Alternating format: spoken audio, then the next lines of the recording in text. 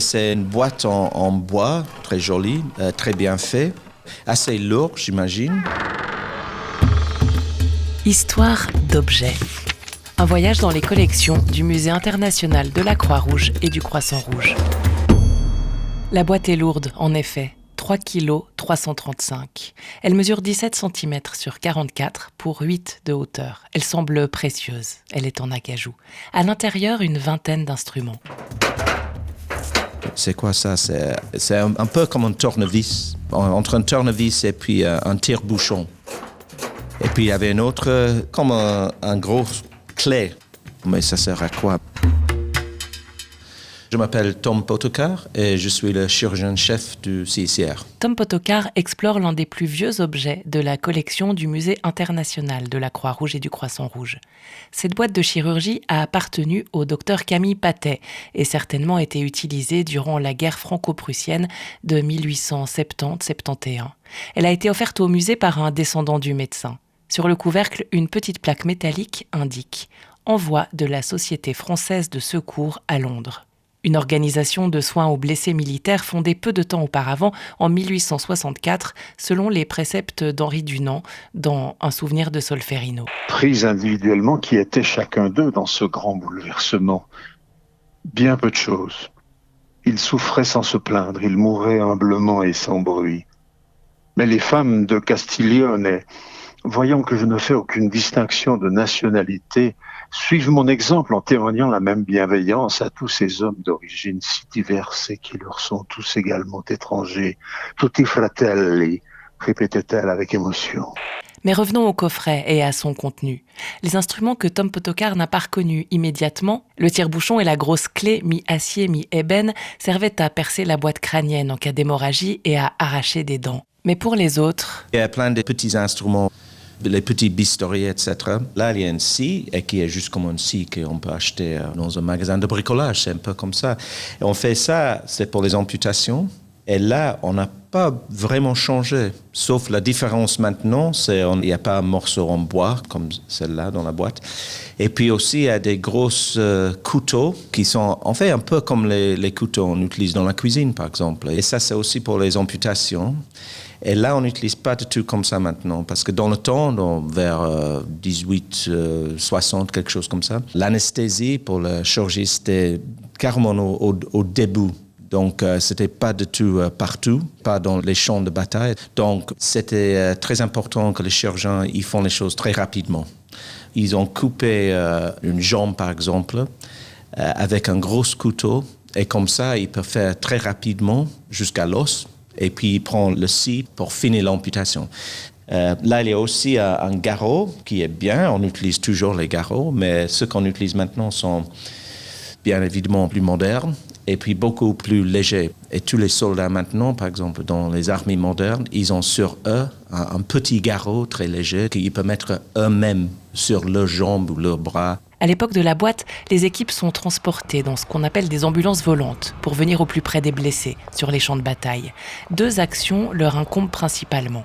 Stabiliser les victimes avant leur évacuation et amputer pour éviter les infections. Les blessures sont multiples. Plaies par balle ou baïonnette, éclats divers résultant de tirs de canon, écrasements lors des charges de cavalerie. Un siècle et demi plus tard, les armes comme les types de blessures ne sont plus les mêmes. On parle souvent de la guerre, mais ça c'est une définition légale. Mais il y a beaucoup de situations de violence maintenant, partout. C'est pas deux côtés, un contre l'autre, avec des milliers de gens qui attaquent chacun l'autre. Maintenant, c'est les attentats avec les drones, avec les bombardements aériens, et puis les batailles plutôt urbaines.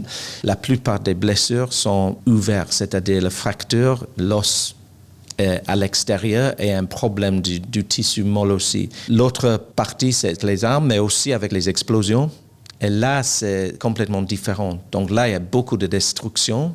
Et si ça atteint l'abdomen ou le thorax ou la tête, bien sûr, c'est beaucoup plus grave. Et là, c'est les patients qu'il faut traiter très rapidement. C'est aussi pourquoi maintenant on voit dans nos hôpitaux plus de gens avec des blessures des membres, parce que si vous avez une blessure au thorax, abdominal, tête, etc., vous avez besoin de soins rapidement. Donc si ça prend 2 jours, 3 jours d'arriver à un hôpital, sans traitement, vous ne pouvez pas survivre. Mais après un attentat, par exemple, avec une bombe ou quelque chose comme ça, les dégâts sont beaucoup plus sérieux. Donc, souvent, les gens, ils perdent les jambes, par exemple, ou le bras. Ils peuvent avoir des brûlés aussi. C'est souvent de traumatismes multiples. Donc, pas seulement juste une jambe, mais souvent les deux jambes, le thorax et la tête, par exemple. Les blessés sont généralement pris en charge sur place par les équipes de premiers secours, puis acheminés dans les hôpitaux, parfois de fortune, dans lesquels officient les médecins. Le CICR compte une équipe d'environ 80 chirurgiennes et chirurgiens envoyés sur le terrain, ainsi que des praticiennes et praticiens résidents. Et les boîtes ne sont plus vraiment les mêmes que celles du docteur Patet. Là, maintenant, aujourd'hui, la boîte, ça serait un peu plus grand, mais pas beaucoup plus grand. Ça serait tous en métal. Et puis, tous les instruments sont en métal, plus légers.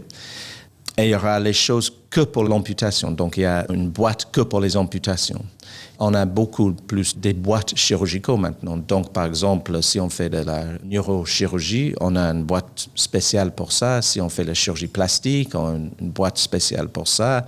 Si on fait l'orthopédie, et en plus avec quelque chose comme l'orthopédie, on a beaucoup de boîtes parce qu'on a beaucoup d'outils et puis on utilise beaucoup quelque chose qui s'appelle les fixateurs externes. Donc c'est comme les barres en métal qu'on met à l'extérieur du jambe, c'est un peu comme échafaudage, ça stabilise les fractures, etc.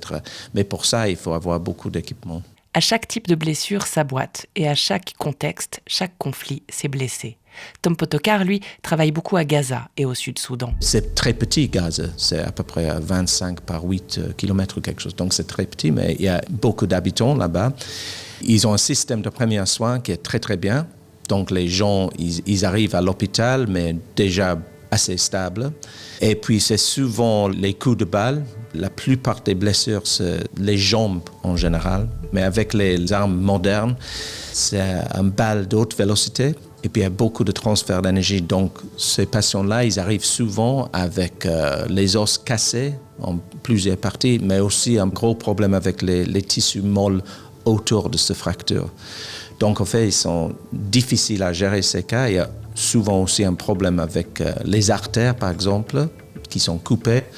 Donc c'est quelque chose entre les chirurgiens orthopédistes et les chirurgiens plasticiens. Moi, je suis un chirurgien plasticien et puis on travaille beaucoup avec les chirurgiens orthopédistes pour essayer d'avoir le meilleur résultat pour ces patients-là. Un autre exemple sera quelque chose comme le sud du Soudan. Et là, on a des projets dans la capitale. Presque tous les patients, ils arrivent plus tard, presque tout le temps en avion. Ils sont blessés peut-être quelques heures, mais souvent quelques jours même avant. Donc ils arrivent, ils ont souvent déjà les infections et puis les complications sont assez fréquentes parce qu'ils arrivent tard. Et donc c'est plus difficile à gérer ces patients-là. Et puis aussi en Sud du Soudan, on a un autre projet qui est plutôt dans une petite ville qui s'appelle Akobo. C'est loin et là, il y a un peu de tous.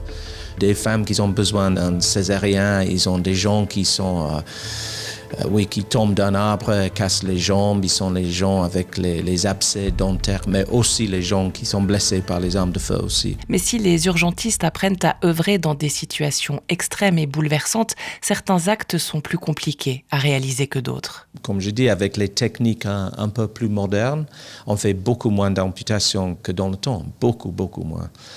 Donc ça, c'est déjà quelque chose. Mais bien sûr, il arrive assez souvent les cas où il faut faire une amputation parce qu'il n'y a pas d'autre choix. Où c'est déjà amputé et il faut faire quelque chose pour rendre la jambe. Donc il peut avoir une prothèse, par exemple. Mais le plus difficile, c'est les enfants.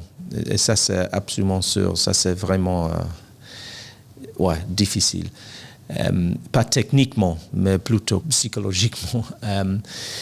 Mais quand même, il faut penser toujours d'abord, on dit en chirurgie, mais chirurgie de la guerre, le principe c'est d'abord sauver la vie, après essayer de sauver les membres. Donc ce sont les deux principes qu'il faut suivre. D'abord sauver des vies, c'était vrai au temps de Camille Patet et d'Henri Dunant déjà.